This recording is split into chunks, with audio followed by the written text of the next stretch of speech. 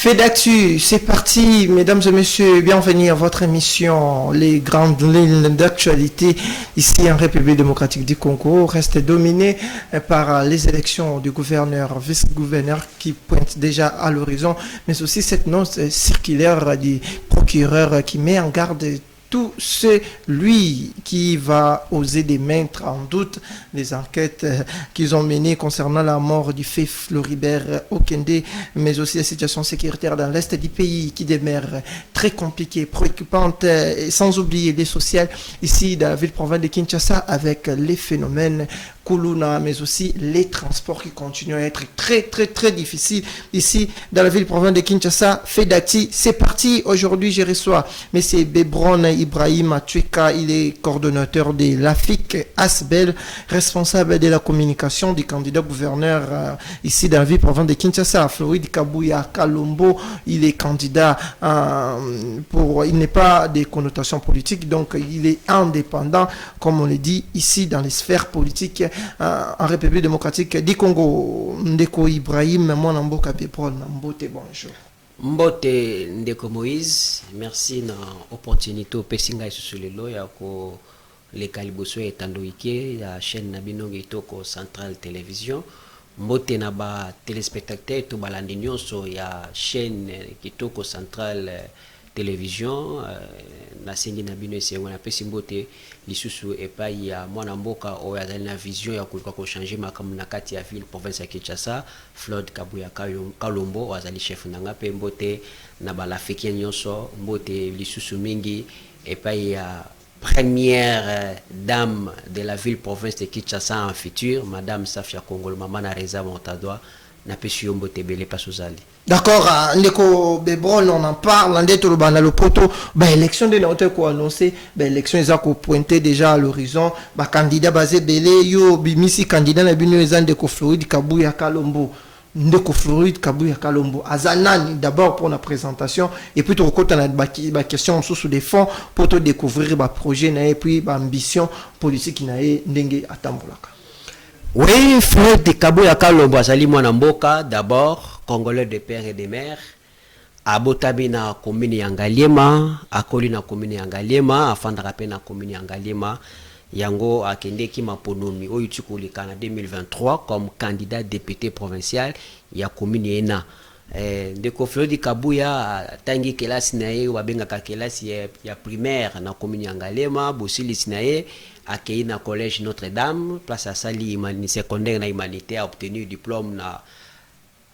section ya philosophie ayeko sala ba étude ya droit na université protestante du Congo et pa wapi azali licencié na droit public international et puis simana yango Ndeko Floride Kabouya asili ko ba formation misusu ya makasi azali ENARC ya première promotion awa na République démocratique du Congo babengi yango promotion Lumumba iseka pi asala ki formation wana après yango Ndeko Floride a kendeki lisusu kosala formation na école nationale d'administration française aux na Strasbourg, promotion 19e promotion Molière a silicipé susukuna maipe etaliwana a salipe o babengi finance publique, économie na université ya Sorbonne en France toujours à tant que université à Strasbourg ba formation ali kili et na mai o ayote kuzwa loko ali moto atangi beaucoup plus makambo ya gestion ya choses publiques atalaki lolenge ville na biso zai ko kambama mikolo nyonso tomoni banda ba gouverner ba leka na mboka oti place toza lelo amoni ke mboka na biso ba gouverner o bazali ko gérer yango bayaka na vision te bayaka ko gérer mboka oyo pona ba intérêt ya ko satisfaire ba parti politique to ko satisfaire ba individu moko boyo ba accompagner ba comme na pouvoir. Alors mboka zo ko tambola na ba urgence ya na dictature ya ba urgence s'il y a pas l'urgence le gouverneur ne travaille pas. Un gouverneur qui vient à la responsabilité telle qu'elle a, il doit avoir une vision claire. D'abord, il doit avoir un projet. Il sait que dès que je serai gouverneur de la ville, je vais toucher par ici, je vais commencer par là pour faire sortir les pays en enclavement ou tout ça dans le lot. Yango moni Floride Kabouya, Lingi Asunga. Le président de la République, Félix Antoine Tshisekedi Tshilombo, a mis makambo à l'on a moto, makambo à l'on projet au azali nango, a tcha yango, potozwa ville ya Kinshasa, plus sûr, plus propre et plus dynamique par rapport à makanti azali nango. Donc azali jeune oyo na profiter na occasion pesinga na lancer mbela epai ya ba yi député provinciaux bazala devant conscience na bango ba mekasuko sala ba erreur oyo ba assemblée provinciale l'équipe basala kité omoni à chaque fois to kende ba élection ba député provinciaux bazo la frapper. Pourquoi ba koma na bango au lieu ba contrôler exécutif bango ba koma ko protéger exécutif omoni sur totali ali baba c'est 40 volets mabuti ko leka entre moyibi na nyoka godin po ina gentil ningo bila moni basala ki ba jena bango ba sili ko sala ba vantina suka nango godin po linga misala lokola saint mais yenda ali vraiment boumi. Alors ba député provinciaux bino de mutubo ali ba grand électeur élection ya second degré auto bengaka élection indirecte bo ali na mandat na biso peuple. Alors biso peuple to lingi bo pesa biso candidat no oya koya po aya koluka comme affairiste na affaire à l'état. On donne la gestion de la ville par la personne qui a le méandre de la gestion de la chose publique. Alors la reste publique ba jiraka yango na ba affaire été posé économiste et aux entrepreneurs tous non, il faut d'abord la maîtrise de la gestion wana, il faut un projet. Moi na mboka Floyd Kabuya a brave père a lobinga IP il faut na kindiko mekana na kati bo mekano wana na meka kopesa maboko poto sunga mokonza mboka na deuxième mandat na yobi premier mandat yakina mikakata lebele. Mais cette fois-ci to ligi to chai maboko akende liboso poto pesa ville ya Kinshasa to latisa yango robe nango ya kala bat beba kango na kombo ya Kinshasa la belle. Kinshasa la belle ndiko ba bondo uchi koloba mais olobi mwana mboka Floride azana pona ko soutenir vision chef de l'état. Mais pourquoi azana kati ya parti ya présidente to yebeza IDPS topé na union sacrasate mazali ko se représenter n'etoloba dans le poto lokola candidat indépendant ko soutenir vision ya chef de l'état lingo bakato sa na kati ya UDPS. Bref, je vais vous dire, le président Bossou Nkodjampoanga, il est du CRD, mais il soutient le président de la République. Jean-Pierre Bemba, il n'est pas de l'UDPS. Et il soutient le président de la République. Tout compagnon indépendant peut soutenir le chef de l'État. On ne fait pas toujours la politique ou soutenir le chef de l'État en étant membre de son parti politique. Donc, vous devez soutenir le chef d'État en tant qu'indépendant. Ce qui est important d'amener la sagesse, l'intelligence et la vision que vous avez pour accompagner la personne. Ce n'est pas être membre du parti politique. Il y a un moment où Boumi vit la Kinshasa lelo pour ba juba militant ba komisaka bango ba gouverneur à ville Kinshasa pour azaka na parti politique. Oh mutamaele ba chepembe lelo ville Kinshasa eza la posa ba technocrate. Un technocrate moto azali mayele moto azali na vision moko azali claire. Ba député provincial to ba ken assemblée ba yoki projet ba voter des projets et non ba voter pour azali affairiste pour azali boye pour azali militant pour ayembaka. Non, il faut que tu aies place na bayo bazali ko maîtriser gestion publique ba initier auto bengaka laisser la place aux initiés pour permettre le développement de la province de Kinshasa. Donc Floyd Kabuya Kolombo azali parmi bato ba mouiller maillot pour la chef de l'état na campagne électorale na commune Ngalema. Il a battu campagne pour le chef de l'état et vous avez vu les résultats escomptés que le chef de l'état a obtenu lors des élections de 2023 grâce au suffrage donné par moi Mboka Floyd Kabuya wa tindaki ba électeur na ya commune Ngalema ba voter massivement pour le chef de l'état Félix Antoine Tshisekedi Tshilombo. Et c'est pour cela lobby na kokanga mambo côté même si on a perdu de l'autre côté, nous avons la vision pour gérer la vie de Kinshasa et pour améliorer la chose dans la ville province de Kinshasa. Dans la ville province de Kinshasa, ndeko babron ba question izalika ka ndenge to ba kama ba question izanango to profiter to tuna. Yumro uchu koloba awa ko soutenir chef de l'état zaka ko na parti na ete meto yebi réalité za na Congo pour na ko za candidat gouverneur to pe ko za na bénédiction ya ko na chance plutôt na ya ko bima gouverneur il faut za na bénédiction ya ba secrétaire généraux ya ba parti to yebi il faut za na bénédiction na bango et puis ko bossa ete faut za na moi kanyaka faut za na mbongo to yebi ndenge tambolaka to bana le poto c'est un secret de polichinelle to yebi ndenge ba député na biso ba tambolaka ba député provincial ndenge ba tambolaka est-ce ndeko Floyd ndenge azabo Kabuya ndenge azako posséder est-ce que azana carnet d'adresse azana à longueur de sainteté ndeko to bana le poto na ba kambi ya mboka mususu na ba kambi ba parti politique mususu pe azana le meilleur pour les la candidat to pe ko bima gouverneur parce que to yebi que ezali parti na Kinshasa. Oui, c'est une bataille très difficile, mais ce n'est pas impossible pour gagner la ville-province de Kinshasa. En termes de préparation, nous nous sommes préparés. Pour gagner la ville à Kinshasa, la plus grande chose, c'est d'avoir un projet clair qui peut permettre de projet à Kinshasa et bien enclavement au Tozali na yango. na o etali ba critères surtout le bi par rapport à moralité. Tous ces noms qui est cité, bah comme on a cité na ba réseaux sociaux par-ci par-là, la télé, ba otanga, ba na moralité le quoi Floyd Kabouyati. Ça c'est d'abord deuxièmement na koyebisa yo lisusu Floyd Kabouya atikala koza mosolo à l'état tati na poche. C'est un exemplaire, c'est un modèle. Troisièmement, Floyd Kabouya c'était sur le nouveau visage. Le visage qui porte les changements. C'est les visages dont même ceux qui chefs de l'État, qui combo à Moutouana, à Kopé Saï, Makantia, qui est dans le Bosso, 4 mois, c'était jeune. Parce que nous sommes fatigués, à comment on a 50 ans, on a déjà 4, 5, 6, à l'État, à Baksa, sur 4 ans, comme on a 10. C'est difficile, Moutabonga réaliser, pour moi, malade, nani, no koka suka na ya kiti hôtel de ville, 33 mois impayé, bouyé, ministre, il y a provincial, impayé, jusqu'à présent, fouta maraté. Soldats affectés dans l'hôtel de ville, fouta maraté, bouyé, information, pour ne pas rappeler, makamousso, si vous allez jouer cette investigation, vous allez mieux informer, na makambouana, Floyd Kabouya, na 4 critères, notre kotanga awa, Floyd Kabouya, l'équipe, candidat, nyonso, bakobimisa liboso na yi. Alors, ngai na kosenga boye, ville province à Kinshasa, est allée ville des enjeux. C'est la capitale. La capitale, c'est le miroir d'un pays. Ça doit démontrer vraiment que il y a un dirigeant d'une oiseau qu'on méritait. Certes, il y a la jeunesse, mais il y a aussi l'expérience. Floyd Kabouya est un expérimenté parce qu'il est dans l'administration. Il a fait 7 ans pour servir l'État dans l'administration. Maintenant, il veut amener cette expérience au sein de l'hôtel de ville de Kinshasa pour essayer d'apaiser la ville sur le plan de salubrité, sécurité, sociale, ainsi de suite. Alors, par rapport à Yango, na ba critères autoti awa nini ba députés provinciaux, cette bomba nani. Et là comme monene o yoto ko telemela na mbonga c'est corruption. Parce que soko bina ndengo etali mosolo Floyd Kabouya ina mosolo ko pesa batote. Floyd Kabouya ina makanisi.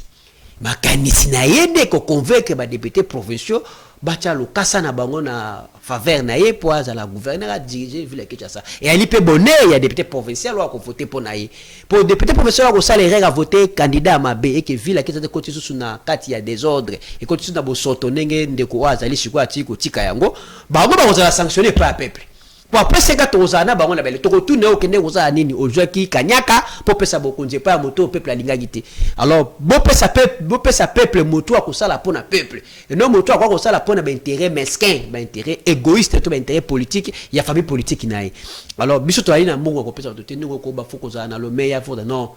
le meilleur réalité. Ce qui ba ko pesa ba mondo de nous serons devant l'assemblée. Devant le député provincial, nous allons donner notre projet, nous allons expliquer qu'est-ce que nous allons faire pour la ville provinciale de Kinshasa. C'est aux députés provinciaux, la responsabilité reste à eux de donner le pouvoir. Je pense qu'avec l'intelligence, la sagesse, l'expérience, la moralité de Floyd Kabouya, lorsqu'il sera devant les députés provinciaux, nous allons convaincre un 3/4 de ces députés provinciaux pour voter en notre faveur. D'accord, toko na asirke toko zonga na suka parmi na mot de la fin parce qu'il faut te rappeler na ba imbo kabaza ko landa ke ba gouverneur ezande ba députés provinciaux nde ba votera bango toto lo baka bango bazalo kwa ba grands électeurs ndenge to bana lo poto esala maraba pays mususu bango nde ba ko voter mais toko koma tango ekozala ko koma na temps ya présentation ya ba projet de société wande toko zala vraiment na ba élément ebele pour tout ça la différence ya ba candidat parce que tu es en termes de projet, Moutounion sont presque à présenter un projet à bien. Mais na tant ya ko sala to pe ya ko appliquer en ya faisabilité ne to ba le potonde problème est comme parce que n'engende ko même bon na uchu ko lo ba awa et comme rappel sous l'impulsion o ya zam ta parti bo même ba longola ça te ba ko protéger alors que ville province à Kinshasa isa ko mériter mieux to ko zonga makambu ya bandeko o ba ko postuler to pe ba profil na bango na vers na suka ya émission na biso ceci dit toki na deuxième thématique na biso boyebi ezali pe actualité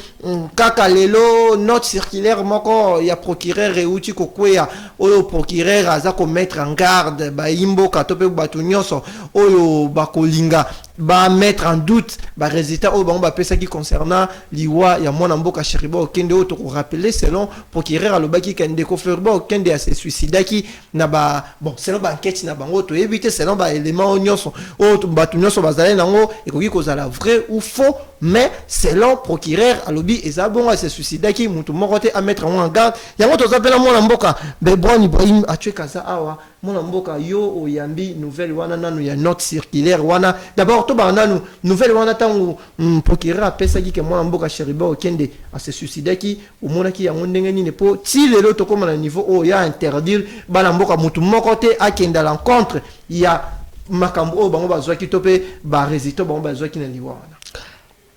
Premièrement, na koyebisa yo mwana mboka ndeko Moïse ndeko procureur alingi azongisa na esprit ya pensée unique liberté d'expression ezali na kati ya bukulu kondi alingi mango mopanzi bon certes ali mobeko ajui biso ba totikali ba citoyen to ko se conformer mbeko azali donc mais na ko landisa na réalité to na ba fait to monaki ya liwa ya mwana mboka le ministre honoraire honorable Cheriba Okende na conclusion ya rapport oyo ndeko Firmin Vonde a pesaki biso le 29 février et elle ko bala nati sur total réalité à liwa ko ba suicider ngai na yebi to mona même na ba film to mona même na makambo belé ceux qui mutalingi ko se suicider lo lenge li kamaka alors il suffit seulement aux même revolver ko beta mbala moko bal moko kaka pamba ko se suicider mais ko mona ndeko wana ndenga akufaki makila na nzoto na ina place mutu ko kende ko se garer na ye ndenga fa na nani a vraiment rapport ya ba expert et zali ko bala nati mais je ne suis pas contre yango pour na zana ba poursuite judiciaire tenas maloko la procureur auti ko joa note circulaire ko rappeler batu ke mutu azali ko zala contre yango il faut na ba preuve contraire ce qui est réalité ezali propagation en faux bruit yango il va nitinde ko kabundi 7 ans en prison na mboka na biso bakanga batu na makamba bungu alors pour ne pas entrer dedans na ko ebisa yo ki les rapports est en contradiction avec ce que nous sommes en train de vivre. Mais le cas yango de balobi ali vérité ba expert o ba sala ki musala pour toyebi ba ki ba expert na Belgique pe na Afrique du Sud et ça qui peut sur appui matériel ya MONUSCO a pesa ki biso potomeka ko sala to ba vérité ali biso tout autre qui préoccupé na liwa ya ndeko wana et ça ki biso passe pour to ali ba congolais ati ya zali père de famille atiki bana atiki mwasi tiki famille monene même yo sur likama ya lui ko sa biso pasi ngai pe na kolinga te likama e komela ngai un jour mais molimo na yepe mana kimia o ngana ko ba molimo na yepe mana kimia ba ndeko ya famille bazwa ndeko bakunda ye total la video ezali ko ya il y a la vraie justice ndenge to lobaka justice ya Nzambe wane ezalaka na avocat te ezalaka na magistrat justice wane ali justice monsieur ezali ya biso moko intérieurement to c'était moi moto akoka koloba lobi mais na kati ya motema na yebi o na lobi ya lokuta e ko déranger ka ye mokolo na mokolo ti mokolo ya kokota sa mabela alors tozongisa yango kaka pa ya Nzambe parce que justice ya bato mokili ezali justice ezalaka toujours manipulé boyebi moko le numéro 1 les magistrats suprêmes lors il y a dernier point de passation comme ça na ministre ya communication alors que justice est malade alors à quoi sert to vana to la moto ali malade to kai c'est tout à fait compliqué parce que nga na ebi na droit parce que nga na tangi droit ba ebisa ki biso cause ya non imputation ezali moto ali na état moko ya critique ali malade alors moto ali malade ako pesa biso eloko ako sala ako commettre infraction ti alors je considère ça comme ça la justice est malade nous devons cautionner ces rapports qu'on nous a livrés par le procureur général près la Cour de cassation. D'accord, mesdames et messieurs, ndenge biso peto koloba na makambo nyonso ndenge ndeko Ibrahim auti koloba na makambo nyonso réalité mutu ye moko nda gardaka yango yebi ke makambo na lobi eza lokuta to ya solo. Tika to aprete ata moi mot comme qui célèbre awa ya mwana mboka footballeur Chancel Mbemba capitaine ya Léopard o ya bandai koloba toujours justice dédiée yana. Okoki ko bomba na makambu okoki ko sala nyoso lingi pona lelo za na poste mais après justice dédiée yana to mona ki même bande comme susu baza ko kima lelo poto tanga ba kombola bango te ba komi ko région même ba 123 pona bango baza ko lobaka basala ki makambo ka mabele ka ki passer o engagé kaka bango o pele beza koleka soki peza solo soki peza lokuta justice dédiée yana. Ceci dit, to continue makambo etali situation sécuritaire na partie est de République démocratique du Congo. Vraiment situation où ils ont préoccupé tikana sala moi rappel des faits parce que émission les a fait d'actualité to monaki mikole uchi koleka tata mokonzi ekolo Félix Antoine Tshisekedi azalaki na Europe précisément na Belgique oyo na kobima na ye na échange na ye na premier ministre ya Belgique asengaki na micro ya bapanzi sango directement a machaki ba mota lobaki yango ba mot clair bolandaki yango awa même na ba édition na biso ya journal awa na centrale télévision bolandaki yango asengaki ba sanction envers pays oyo Rwanda pour bangonde baza ko agresser biso. Mais malheureusement quelques jours après tomoni Union européenne où ils a représenté pe na premier ministre ya Belgique ba officialiser topé a changer maloba lobi que Union européenne topé Belgique azana droit ya ko changer ba accord au Union européenne a signé qui déjà na République ya Rwanda alors que zala qui parmi ba revendication au président de la République akenda ki na la Belgique pour atsinga que Union européenne a ratifié accord wana te mais Union européenne a continué à ratifier en pe ba ko sala accord na ba na Rwanda baza ko yiba biso ba minerai na partie est toujours continuer toujours na hypocrisie wana mwana mboka Bebron Ibrahim. Moi commentaire par rapport à wana après avant tout côté na fond makambo ça koleka na est au moni ba multinational to ba multinationaux en général ba Union européenne ba américain ba libato yo ba bomisi peuple congolais plus de 10 millions de morts depuis 1997 ça fait aujourd'hui plus de 26 ans. Peuple congolais a zoko kufa c'est ko kufa de bali batu ba otikala ka ko yela ka solution ata mokolo moko te. Alors biso photo zwa ndakisa ya ba pays lokola Burkina Faso, Mali, Centrafrique, Guinée ko basili ko zwa autonomie na bango parce que oyebi RDC ba benga ka zali na dimension ya continent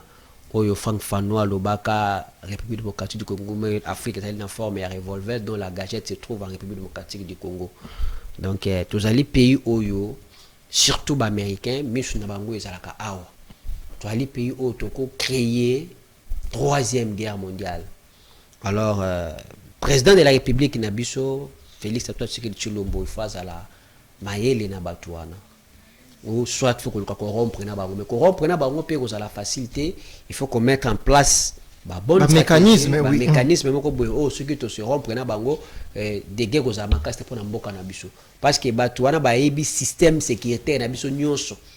yango monde bazo ko causer ba dégâts à tout moment ya ba ko créer ba groupe d'armée ko créer ba rébellion voire même ozomona moto ala ki président Maponomi président Seni yene moto asali ke po moto wana comme président de la République na ma élection ya organiser ki elite ko ba ke nanga nda apesi Félix yene moto organiser ki ba élection wana apesi ba imboka pe ba résultat apesi ba imboka résultat confirmé que c'est elle qui a gagné les élections le moto wana comme rebelle na ba député nationaux ozomona même ceux totel me ba ki ta salaire ba député nationaux ozomona ba cause nango tu en fait enrichir quelqu'un après accueillir pour aboma se ba imboka aboma biso ba toto nyokwa maka petit peuple to soko souffrir to ene eloko ko liate to ena maya ko melate to ena courant te bandeko ba ko tanga classe te bandeko na nga ya est ba toto ya Goma na pesi bino mbote maître Mohamed Tshisekedi paso zali na Goma kuna nzamba continuer oh tata mokonza mboka il faut qu'on rappeler que le barango la terme clair abakisela ki bango ba palissade na mboka na mbongo ya bayoka na zoka ba commune ba zoko bazolonga na 20 ba na $33,000 aux hommes là qu'on enrichit bango président de l'Assemblée nationale actuelle les patriotes Christophe Mosoko Diampoanga Lobaki les amis de Est quitter les groupes rebelles et puis le Cambouana procureur général akangami sur le akopesa biso bambano ya koyebisa to pesa makanicité na mrambo ya liwa cheribe oken procureur de la République mission ya procureur ezali ko se saisir dans affaire lorsqu'il y a les clameurs publics c'est que le président de l'Assemblée nationale avait fait, on appelle ça la clameur publique. Il y a eu la clameur publique, le président, le procureur général devait s'en saisir de l'affaire pour tout y la réalité, et député nini, au bazali dans l'Assemblée nationale, soutenir la rébellion, tout bazali rebelle, caché. Le président, nous comme on a. N'a pas su facilité. c'est la sortie à gouvernement au komona susu ba misusu ba ko rejoindre ba biloko wana nani. Alors biso moko tozo ko enrichir bango moko zo ko enrichir bango na ba contribuable à passe à peuple congolais ba ko sala po ba ko ba rebe ba masusu peuple congolais ngai sala ka ngai passe mingi je ko contre que ya ko ba diminuer salaire wana tami ba matila ba professeur pour na yoka te professeur moko ko mire non ça la proposition na ko banda likoloti na sena niveau wana conseil 10 non ça la proposition wana parce que mamo etalimbo bango so bazala même moral nde to lo ba tel ko kita salaire de tu ali journaliste awa et pas il y a monsieur le PCA Jean-Thierry Moussené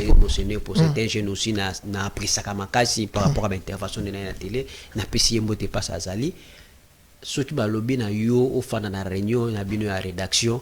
bo discuter pendant ba salaire aux ala pour aux ala contre ba diminuer salaire na yo to ya bino ba to ça ka aux ala pour aux ala contre il faut aux ala conscient na niveau musala nini il faut ko yeba niveau ya musala koze ba niveau musala soto vito zo ba salaire lokola ya ba député faut yeba musala député à salaire na musala na militaire na mote na ko koma place na ngina koma na yo na pesio na lunda kisawana ceux qui ba lobby na yo bovana na kati ya réunion bon c'était bon au kita salaire na bino ba journaliste aux ala pour aux ala ceux qui n'ont rebellé déjà par rapport à ça na aux ala pour ba kitango siko bato wana ozomona wana bango ba fani na kati ya assemblée pour ba que nous ça la proposition ba kita bango salaire vous assure ils vont le faire c'est le président qui doit prendre des mesures. Burkina Faso c'est le président qui l'a décidé, au Gabon c'est le président qui l'a décidé, ce n'est pas Bango. Le président doit décider alors que non pas question dans yoka tel ya gouvernement qu'on la réduire et qu'on la réduire tel dans yoka boye c'est bon. Ce qui est présent l'oblige à partir à le vice situation que nous avons beaucoup de députés comme na 2000 moutons ça marqué le gouvernement aux athées mais ce bobi ba on basa la proposition pour tirer le salaire c'est ça on a même un exemple wana ya ko bake mutu moko to akolinga salaire na ekita mais soki eli mobeko ekoisami pour to ali président ali mutu azwaka acte et en force de la loi président ko décider et on met aussi kaona na makambo wana ba ozana lo ba est-ce que ndeko bebren aujourd'hui problème na biso ya sécurité dans partie est-ce que ça peut être que RDC il faut changer même ba partenaire du point de vue à coopération militaire tellement tous a focaliser na bateau ndongo tuko lo bateau bazo maîtriser système sécuritaire na biso est-ce que droit ko changer axe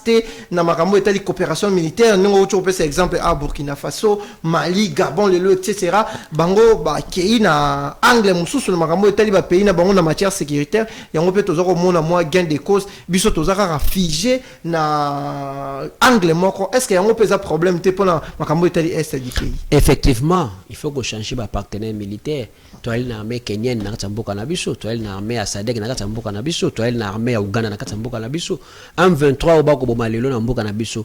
route principale na bampo bakota na Congo bazwa Bunagana zaki na balekela na frontière à pays ya Uganda au chef d'état peut confiance ba ya ko taquer ba FDLR ba ngonde ba fongola nzela pour M23 kota to ali la ba force combien oza na katamboka na biso force ya EAC c'est ça non EAC ba ina katamboka na biso basi basali nini na ba pays limitrophes na biso 9 pays limitrophes to za kana ngone bite comme 10 pour Soudan et Kabwana ba pays limitrophes wana to bazaka jaloux ya République démocratique du Congo lorsqu'il y a une menace il y a balkanisation contre la République démocratique du Congo ba pretaka main forte na ba pays oyo na ba tomboki ba soko bundisa biso parce que bango sur le plan économique et arrangeaka bango donc yeba ki ba pays limitrophes ba kotikala ka jamais ko apporter solution pour na makambo etali insécurité na kata mboka na biso sécurité pour la établi to restaurer sécurité to restaurer la paix na partie est ça dépend des efforts des Congolais. Tant mieux à cause de Mosolo, Otokopé Sabatuana. Même Monisco, il ne travaille jamais pour l'intérêt de la République démocratique du Congo. Il faut que ce soit Mosolo Nabiso, Totiana, FRDC, Tomotivo, mais plutôt ça, Anine, to Sokola, armée, tout ça, la opération de ratissage, il y a armée. Bato, Oumel, Kona, Est, il faut que Zongi Sabango boy. Boju Bato, Baïna, Basolo, Baïna, Bandundo, Équateur, Congo, Congo central actuellement, Boutindiki Bango Kumna.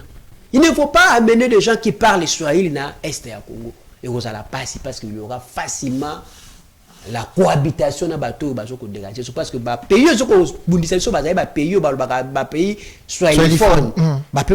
Donc c'est une facilité. Il y a des Swahili qui permettre les jonctions. Alors il faut que les bateaux soient Swahili. Moi, Nathan Mobutu Babuzobo Zakate, pourquoi? Parce que l'armée congolaise ou zaïroise à l'époque, ils allaient qui beaucoup plus, homme fort, haut gradé à eux, qui ba, bandon na biso Équateur. Mais depuis l'armée commande à Maboko, ou Taki Koza Maboko, bandon na Swahili, les fun, je ne suis pas contre eux, parce que moi-même je fais de là, ma maman est de l'Est. Je ne peux pas causer la contre, mais tout ça, ils allaient réalité, parce qu'on permettre faciliter parce que Rwanda Swahili, Ouganda Swahili, Tanzanie Swahili, Kenya Swahili. Alors il n'y aura pas une meilleure solution par rapport à ça. Le président doit nécessairement prendre des mesures. Il y a qu'à faire partie SADC, il y a qu'à faire partie EAC, il y a qu'à faire partie toutes les forces étrangères. Au bazar na kata mboka na biso to s'occuper na armée na biso pour déjà si ba longla biso pe embargo au tozaki na ngoya sur le régime de notification des achats des armes to kota chiko to sala o ezali sécurisation à pays nation moko kaka ba osala loko wana je vous ai dit même les M23 vont disparaître. D'accord. Et puis de deux, pour jeter dans un point wana, le président doit sécuriser les frontières de notre pays. Nous avons une bataille face aux pays qui les pays voisins qui nous menacent. Il faut fermer les frontières de tous ces pays. Nous devons fermer les frontières. Fermer la frontière, il y a Ouganda, fermer la frontière, il y a Rwanda, ainsi de suite. Parce que ravitaillement, il y a des autres pays où nous sommes conscients. Mais pourquoi tous les autres la caba plaintif? À tout moment, Rwanda, Salibiso, au moment où nous avons des mesures, nous avons des décisions à prendre pour mettre fin à ça. Bloquer les frontières, M23 ne sera pas ravitaillé. Babi va préserver, il faut préserver toujours coopération et puis diplomatie. Mais nous avons coopérer à la diableté. Tout garantit coopération. Comment le chef d'État, moi je l'ai vu au stade de Mathieu qui dit qu'il a tout donné à Kagame. Kagame a fini par les trahir. Papa, ce qu'on a de coacher, nanda qu'on a le CNNNini, ce qui est intérêt n'a commis pour aller à you, à coller à you. Ako comme ate yango ba loba saka likopanando kité moto alindo kibabi belela le chef a beleli na moi mais il doit se prendre des mesures pour mettre fin à ça. Au Beleli, ça va, mais prendre des mesures aussi pour mettre fin à ça qui est Makambouane continue de soutenir. D'accord, Makambouane continue de soutenir. Ceci dit, tu as cité dans si j'ai l'impression que Italie social et puis tu as la ville province à Kinshasa pour te le la Makambo Italie phénomène Kuluna à la ville province à Kinshasa Bandeko et ça. Na ebite soki na loba nini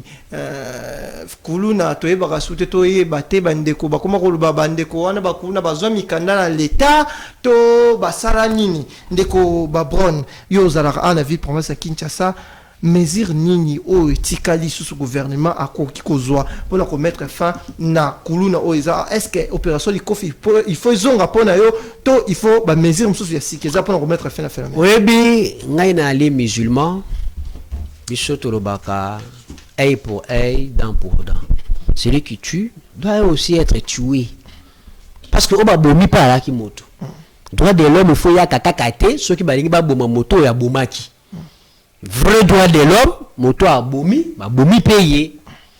Bana wana ba kopesa biso mal à l'aise le lo ngai na yo to ko tambola na ba air mususu na kata ville professeur Kinshasa. Tozo banga to ko banga bango. Et Koulouna wane saka atena ba suivi le komona ekobe le tina ba policier. Ba policier ba ali ba agent de sécurité, ya mboko ba ko siba ko veiller sur la sécurité ya peuple ba bien naï, mais ba comment ba danger envers peuple. Donc toi n'a pas de documenté. Et puis de quoi? Lolo Koulouna se multiplie makaza nini? Ba tout ba créer o ba benga ka ba milice, ba politicien, ba vrai nourrisseur, ya ba Koulouna, et ça ba politicien. Pour ba traquer ba adversaire na bango politique, il faut bazar na ba milice, ya ba mamba ko ba côté la bango. Pour ne pas citer le nom, ya blob sous mes congolais no so va nanda kuna yo yebi lelo ne to ko vivre. Ba milice ba groupe ba Kuluna et comme même na ba cachot, o ba ko zwa moto ba kangier ba ki ba sambisi ba 20 na boloko na bango. Tout cela ba to ba ko mona. Ba konja mboka ba ko mona ba sali informer parce que ba to ba sali ba mieux informer ba to sali bango. Surtout quand on a un ministre qui est chargé de la sécurité, il doit être la personne la mieux informée. De Peter Kazadi. Ah oui, moi malheureusement, je n'aime pas citer les noms de gens à la télé. Mais... Il y a une attribution de Peter Kazadi. Il y a un étant ministre de l'Intérieur, il faut ça. Il ne fait pas son travail. Il ne fait pas son travail. Sur le même assez le n'importe quel autre qui n'a coulé comme dans le loté. Nande ko uti ko tanga kombo lelo. sécurité, insécurité, mati makasi. Pour y avoir les mati makasi. Quelles sont les mesures? On n'arrête plus les colons. Aujourd'hui, on n'arrête plus les colons, vous le savez. Alors, il faut qu'on prenne des mesures. Il y a des mesures techniques qu'on peut prendre pour éradiquer ces phénomènes que je ne peux pas étaler ça à la télé. Ça, ce sont des histoires. Lorsque nous serons aux affaires, et je sais qu'on aura un ministre provincial en charge de la sécurité intérieure, nous allons donner nos idées par rapport à ces phénomènes pour essayer de l'éradiquer. Et surtout que nous, notre candidat gouverneur, a une vision mingi pour la jeune pour aller moto, azali ko sala litir la asala ka litinaye pour na ko sunga ba jeune. Hein, asunga ba jeune ndenga uté ko pesa ba jeune ba bourse na INPP batangi na mosolo aye ya poche lelo ba silisi ba formation na bango na UNPP ba ko sala pe misala na bango pesa pesa mbongo. Donc to ko sala de façon que bana na ba sa sukulu na te to luka ba formation ni ko luka ko accompagner bango pour tout essayer un peu éradiquer système ya kuluna wana. Système ya kuluna ko éradiquer ngo ndeko inspecteur provincial de la police, c'est bien bon de to le barana le poto ko interdire ba moto etambola na commune ya Gombe te moto ala tala di papa te na Gombe, c'est bien bon de to le barana na Gombe. Bah misanga yana batu mso avaka na Gombe à cause appel nda kuna ya utaki mosa longoli chaussure kilote ma t-shirt a question meloko na shopping. Donc autambola la papa te na kata commune ya Gombe. Elle ba décision moko boye inutile. Homona que le ministre n'a rien à manque à faire. Le ministre manque à faire c'est un pet. Ya ozala na moto ya sécurité na mboka na biso. Il était venu pour régler des comptes avec les individus et non pour aider la République à avancer. Et c'est qu'il est en train de faire, c'est ça. C'était un raté. Peut-être que c'était un raté dans le ministère intérieur. Il est le tout dernier de tous les ministres que nous avions connus dans l'histoire, dans la tête du ministère. On a classé, peut-être qu'il y a l'échec dans Bango et puis on a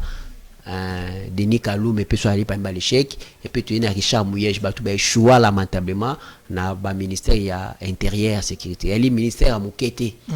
ministère on a ministère à Mukete elle ministère moko monene il faut que tu la nani ko pesa quelqu'un qui est rempli de la compétence il faut lui donner ce genre de ministère peut-être quand ça ne mérite pas être ministre de l'intérieur. Wana à propos ya ndeko Bebron Ibrahim, mesdames et messieurs, na bandeko loba eza bien ko zo ba décision wana mais eza important ko kende to pe ko tia ba sécurité na ba commune na ba quartier nyonso na vie province Kinshasa population zali ko souffrir parce que phénomène kuluna to yebite soki bandeko ba yebite to loba nini pona phénomène kuluna to yebite ba on ne baza ko sala loi partout. Kuluna na moi équiparation sur RT ko kata batu machette ko boto batu biloko au vie et aussi de tout le monde to éviter ceux qui ba mboka ba ko suka puis ceci dit to commis déjà presque na suka pour l'émission na biso ya lelo ndeko Bebron Ibrahim atueka o to yambaki mot de la fin na yo par rapport à l'émission ya lelo on a ko rappeler que vous êtes responsable ya communication ya candidat gouverneur a wana vie province Kinshasa ndeko Floyd Kabuya Kalombo o yaza candidat indépendant. Mot de la fin na opone misali. Oui, mot de la fin na ngai ko sala beaucoup pour s'adresser na ba députés provinciaux parce que liste ko sala mikolo ezali ya bango bota la ville ya Kinshasa lolenge ezali salité solo insécurité ainsi de suite. Bozali devant responsabilité moko ya monene. Bozali devant l'avenir et l'échec ya ville ya Kinshasa. Bientôt tout ce qui est na maponomi seni à Lansaki boyebi ba opérateur économique pour mboka na biso économie c'est même na ba étranger ba indo pakistanais ba libanais lelo comme ba turc société Bilvest ba sangani ba tie mosolo ba pesa biso candidat ya volonté na bango pa ba détruire ville ya Kinshasa ndenge bango ba ko tia mosolo pa somba conscience na bino na kanyaka o seigneur telemeli po seigneur juba soupçon a telemeli yango azo sala banquette ako tia bato wana o bazali na ba terre makamana devant la justice ko soutenir action wana ya seni. Alors bino bolanda yango te parce que ceux qui bo pesi bo kabimboka na biso pa ba indo pakistanais déjà to kabamboka au moins na article 35 ya constitution balobi les petits commerces rêvés aux nationaux mais le loba étranger wana basala la petit commerce tout le monde a ba chinois ba autre même mikate so ba maman ya biso basala ka mo commerce mo kemba ko vivre ndenge nini ba olesa mbota ndenge nini o pa ba mama wana ezali na bana batangisa ka bana makambo beba zo kolisa babota mais ba étranger mais c'est pas tout boité ba poni Congo lokola second patrie na bango ba ko mériter protection mais makambo kana c'est tali yango te et yo ndimi pena ke yo Congo loko za ngata Brazzaville okende ko pesa mbongo po ba cha gouverneur ya Brazzaville to aile na kati ya Angola Luanda linga voter gouverneur ya Luanda yo ko komba ba député to ba vota kapo ba zala na gouverneur ya Luanda ya ville Luanda opesi mo ba zala yo na intérêt ya yo congolais on est na sens wana tala ba de so ba vivre à libanda ba zo vivre kuna ba kantara lokola ba zali na paix ngai na lobaka adage oyo na ndimina vivre na passe menace na liberté nos frères souffrent à l'extérieur ba kantara ba kimi passe mais kuna ba zo souffrir par rapport à quoi parce qu'ils ne sont pas à l'aise en tout et pour tout ngana mboka na ngana zali à l'aise et attaque au salaire à l'ité attaque au toko lien à passe mais nazali à l'aise pendant que mon monter à restreindre la liberté nangai ce qui n'a salé là au moins la gravité mais le bando ne sont pas liban beaucoup ko souffrir tout ça à cause de ça ba députés provinciaux la République démocratique du Congo monsieur le président de la République le conseiller du président de la République il y a un profil idéal il y a un visage que nous avons jamais vu dans l'histoire politique ça s'appelle monsieur Floyd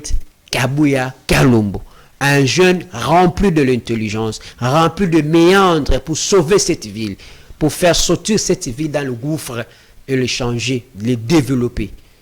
Un profil idéal. L'homme qui maîtrise l'administration, il a une vision claire, il a un projet pour Nakosunga, ville à Kinshasa, bopé sa chance. Bopé ses chances, azali jeune, azali entrepreneur, azali affairiste te ayeko luka ko so mbongo na ville ya Kinshasa te mais ayepo asunga Kinshasa alors pour Kinshasa sunga mafoko bata bongo to pesa biso moto asika to boyeba kombo to yoka to lingi moto asika kombo to yoka nanu te pour to sentir vrai changement na kata mboka na biso alors na pesi mbote mingi na bayibalanda ki biso pe merci mingi na yo nengo pesinga susu libakwa koleka na télé ça fait longtemps ngonga ya linga mingi te pona makamuto ko landela ka mikolo yo na remercier bande ko nanga nyonso na pesi mbote pa ya besha mona nangai Waris Kabuya Kalombo mbote pa sozali.